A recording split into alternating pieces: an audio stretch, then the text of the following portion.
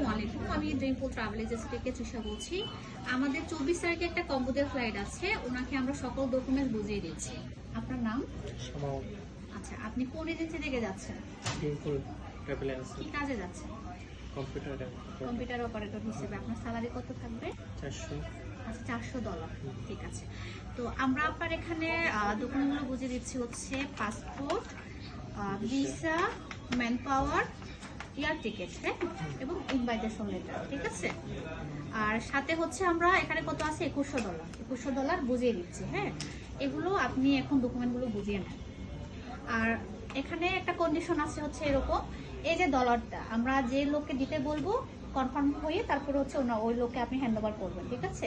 তো দেখা যাচ্ছে এই লোক ব্যতীত যদি আপনি অন্য কারোর হাতে হ্যান্ড ওভার করে ফেলেন ভুলে, তাহলে এই দায়ভার এজেন্সি নেবে না। আর সেকেন্ড থিং হচ্ছে ফ্লাইট মিস করা যাবে না।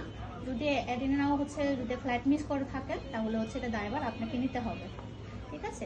তো এই আর কি, আপনার জন্য অনেক দোয়া এবং শুভকামনা থাকলো। ভালো মন্দ আমাদেরকে জানাবেন। ঠিক আছে, ওকে।